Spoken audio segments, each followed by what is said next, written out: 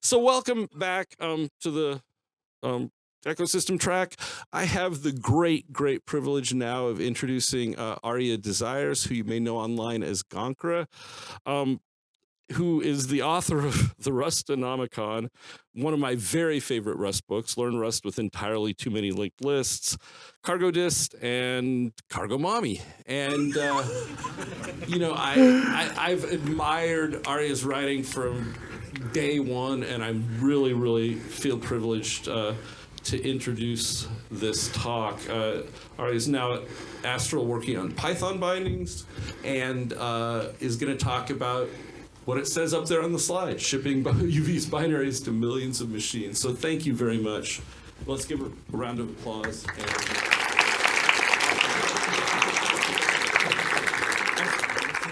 Hello.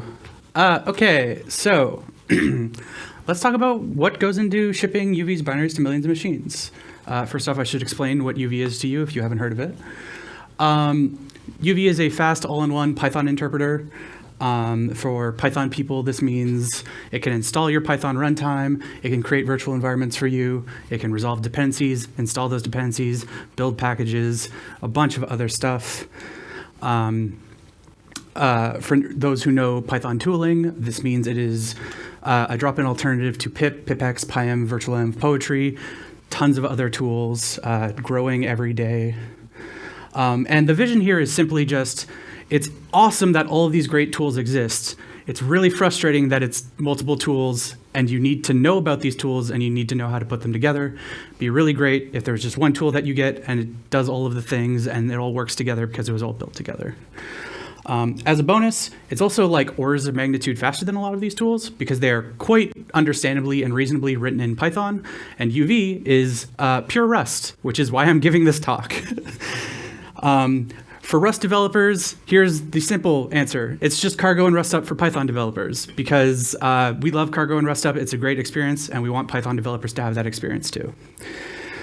In terms of how successful this has been, a lot of people interested in our repository, a lot of people contributing to our repository. A catastrophic number of people are downloading this every month. 42 million downloads a month. Terrifying number when I heard that. And honestly, an enormous percentage of the Python market share. So PyPI is Python's Crates.io equivalent. The number I've been quoted, which sounds fake to me, is PyPI gets 2 billion package downloads a day. And that means UV is used to download about 400 million Python packages a day based on this PyPI market share. So needless to say, UV is a lot of companies' critical infrastructure. It is their Python tool. And since it is their Python tool that installs all of their Python stuff, how do they install it? That's the talk. How do those 42 million downloads every month happen? So let's figure this out. As I said, UV is a pure Rust project. We're all Rust developers here, so we know the best way to install a Rust project. Obviously, you just cargo install it, right?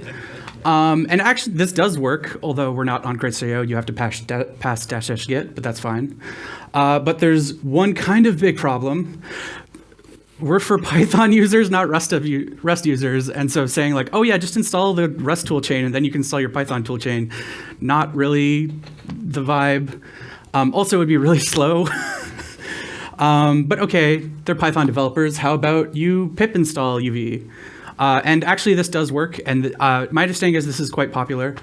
We'll be talking a bit about how we accomplish this later. But there's still another problem here. We're how you install Python. You can UV install pip. This can't be the be-all, end-all. It's great for people migrating to UV, but we want people to start at UV and be able for that to work. So we need to solve the bootstrapping problem. And we need to make something from nothing. And by that, I mean, we want our users to basically know nothing. UV could be how they start programming. So being like, oh, you're a programmer already is unacceptable. Also, like, I'm a programmer and I still really want a simple installation process. We also want to assume the computer has basically nothing installed because we just want to run on every machine we can. And as kind of a bonus constraint here, we really want low latency between us releasing and you being able to install. Because we're always making new features, we're always shipping fixes, and we want our users to get those immediately. So something like, oh, just wait for a distro to package it is not really a good solution for us. It's a good like secondary solution, but we want to have an answer for all of our users can get the new updates right away. None of these constraints are novel. This is the exact problem Rustup has. And I'm sure a lot of you are quite familiar with the solution Rustup has. It's everybody's favorite, the curl sh script. So, in terms of the constraints from the previous slide, how much does a user need to know? They need to know how to launch a shell and paste a command into it. That is genuinely a non-trivial requirement, but for a CLI tool, it's not an absurd requirement. They're going to have to learn how to open that terminal real quick. So that's good enough. In terms of what needs to be installed on the computer, you need to have something called curl and something called sh. And I have feelings about these things, but it's pretty good. And in terms of the latency, these kinds of scripts, all they do is do some platform detection and fetch a pre-built binary from the developer's infrastructure. So the latency is like as low as it can be. As soon as a release happens, it should be available. So that's great. This is a really solid solution. People have beef with this solution, but it keeps happening because it's real good at its job. So of course, in UV, our installation page, it has a curl sh expression. It's the first thing we recommend. And ours is actually based on the Rustup one. So our installer is generated, our shell installer is generated with a project called Cargo Dist, which I worked on. And Cargo Dist is basically a fork of Rustup's install process to try and make it more generic so more projects can use it. Here, another project used it, cool. But immediately we can already see some beef with curl. Not every machine has it installed. So we opted to have some extra instructions for, hey, if you don't have curl, use wget. Rustup decided not to put that, whatever. Again, we're trying to be like, we don't want to assume you know anything about anything.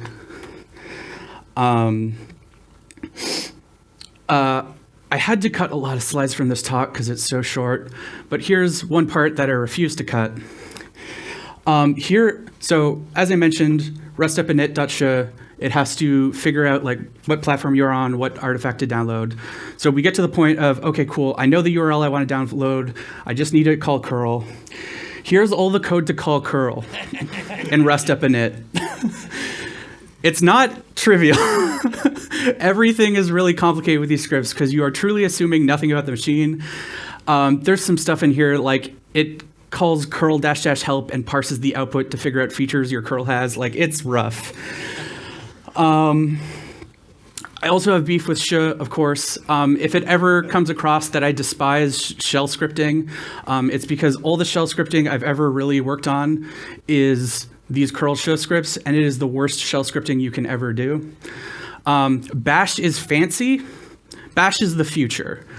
I have never even heard of fish or new shell, absolutely fanciful notions. We are trying to run on any machine we can, so we need to work against some like common ideal POSIX shell, like perfect thing. You say, I want to run in bin sh, and this is just like an alias to like some shell your system has, and you just try and write against a subset that should work in all of them. In Rustup init, there's these attributes for shell check. Shell check is a linter for shell scripts. It is a godsend for this. And you can basically say, hey, please make sure my shell script should work in dash.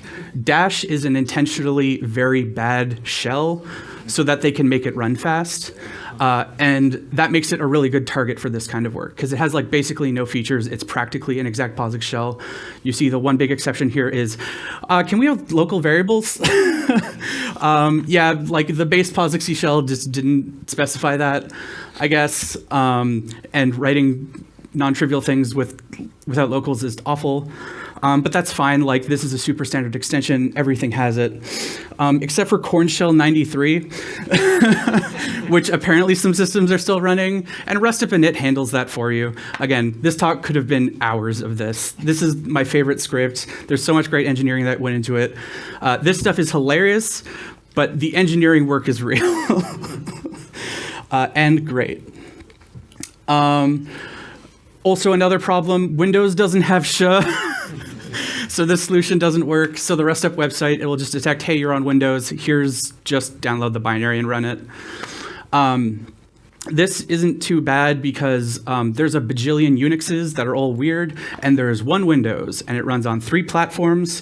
One of them is dead, and one of them is a meme. So really, there's like one Windows platform you ever need to care about. Cool, great. This isn't too big of a deal. However, UV did diverge a bit here. As I mentioned, it uses a tool called cargo dist, and we were trying to make things more uniform. So having this kind of like bespoke executable solution for just a few platforms wasn't really as like, I can just toss this at a random program. So we built an ermx script, you know, ermx, which is the Windows equivalent of curl sh. And it has other fun stuff in it, like the curl script. Again, it's a bit easier because there's just one Windows. There's more than one shell. One of them is a toxic lesbian that I don't want to talk about. I actually do really want to talk about it, but I can't talk about it in this talk. So that's how we get our binaries. How do we actually build our binaries? So first off, our platform support, it's a pretty normal looking matrix. We've got Windows, Linux, Mac OS. We've got x86, ARM, and whatever IBM wants. IBM's always up to something. So, you know, it results in a lot of platforms. We have to, you know, we're going to have to solve some interesting problems here, but nothing too exotic. Again, we're all Rust developers. We know building Rust code is really easy, so I'm sure this part's really easy. And it is, so the problem is Rust is really good at building your code reliably into a binary that will run on the current machine. Once you copy that binary to another machine, hard to say if it'll work. Rust isn't as great as helping you do that part. So a few problems you'll run into, system libraries. The most infamous one here that literally everyone runs into is OpenSSL. As soon as you include hyper or request in your project to do any basic HTTP, you will end up depending on OpenSSL on Linux. And there's a feature flag to say, hey, don't use OpenSSL, use RustTLS instead, that everyone who ships binaries sets to fix this problem.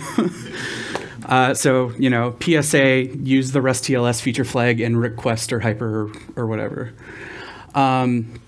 Cross-compiling, it's a problem. There's a few really nice cross-compiles, and all of them are really hard. There's also SDK and libc versions. So like, oh, I want to run on like glibc 2.8, or I want to run on macOS 10.14 and later. Rust doesn't really give you great tools for doing this. It kind of just looks at what your current system is and goes, I'll build against that. So if you build on a really old machine, that'll work, but otherwise there isn't a way to ask for it.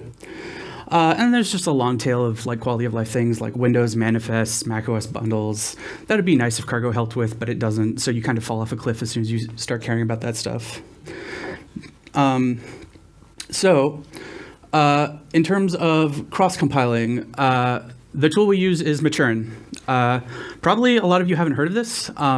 It's part of the Pyoxide project, so it's part of this project for building binaries for Python packages, but it's just kind of a general purpose Rust cross-compiling tool.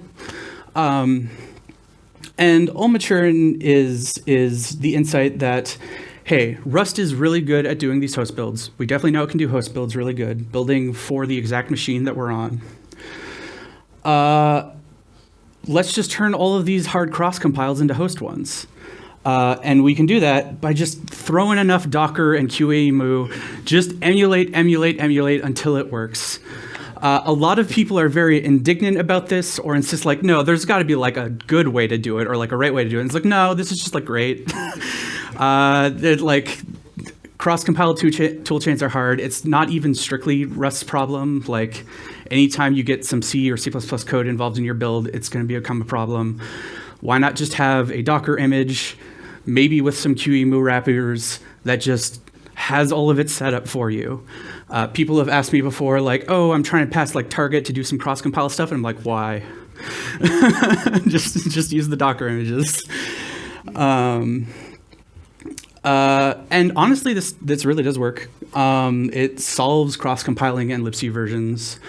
There's a bit of an issue with if you want to target really old OS versions, these Docker images are essentially on really old OSs. And if you get really old, eventually your compiler stops working because it requires a newer version of the OS. So, you know, there's fancier things like the crimes Zig does to make this work. Bless you, Zig, you're doing wonderful crimes. But those come with caveats. So again, really solid solution. Just use emulation. Also want to give a shout out to the Python community's many Linux standards. So for a long time, they have been bundling pre-built binaries into Python packages. I think NumPy is a famous one. It's got like Fortran in it. No one knows how to build Fortran. So like you got to ship some pre-built binaries for that. And, you know, they kind of wanted a notion of like, okay, if I build a Python package that I claim works on Linux, what should I assume and support for everyone to agree I've done a decent job of trying to support Linux? Because Linux is a mess and like Nix doesn't count. So they have these standards like many Linux 2010, 2014. Eventually they were like, we should stop using dates and start using glibc versions so you actually know what you're targeting. These are absolutely great. And most importantly, they provide Docker images. So Maturin can just grab those Docker images and use them as the basis for these cross-compile environments, which is great. Python has great things. Also, shout outs to PyOxide. This is, again, part of the same project as Maturin. This is the actual thing that goes, hey, cool, I have a Rust package. I've built some binaries for it. Please package that up into a Python package that embeds those binaries so we don't fetch them. They're like actually embedded, I believe. And just, they're good to go. You can just publish those straight to PyPI, and Python has some fancy system for specifying like these things called wheels and like what platforms they support. So all of the like detect what platform you are on and which pre-built binary to use is kind of just like a pre-built thing into Python itself, which is great. Also, finally, look, sometimes you can use silly solutions and they work fine. I mentioned that Rustup had kind of this bespoke one-off solution for like, Windows is a mess. We'll just show them the binaries on Windows. There's this problem that Python, like a lot of things like Python and JavaScript need to solve, where it's like, I've made an application in Python or JavaScript, and it's like a script that you can't run as an, like, it's not a binary, it needs to be fed into an interpreter. So on Unix, you might like generate a shell script that claims to be that binary, and all it does is like run your interpreter with your actual script. This doesn't work on Windows because like .exes are like actually magical and special in Windows. So rather than generating a shell script, we'll just pre-build some executables, and we include bytes these straight into UV's binary. So if ever we're like, oh, we really need a trampoline right now, we just spit it out onto the disk. These have been checked into Git for 3 months. Someone just builds them on their machine and checks them into Git. It works. You know, whatever solution works. And that is everything. That's how we get binaries to millions of machines. We have like a minute. Anyone?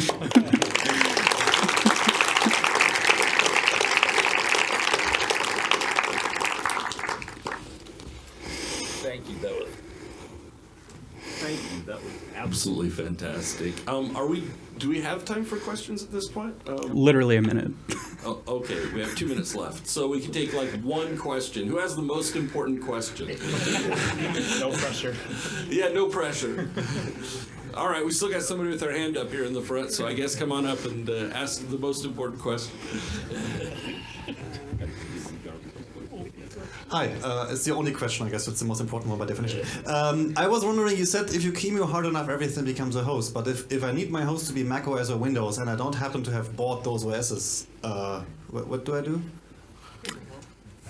So I'm going to be honest, I don't know the full details of the Docker images. If the QEMU stuff doesn't work, then you just get a Mac OS or a Windows runner. Like there's, I kind of skipped over the fact that Maturin provides a GitHub action for this. So it figures out how to allocate a machine, but specifically it doesn't require like paid runners or anything. So the Mac OS, Windows, and Linux ones are enough to cover everything. Okay, cool, makes sense, thanks.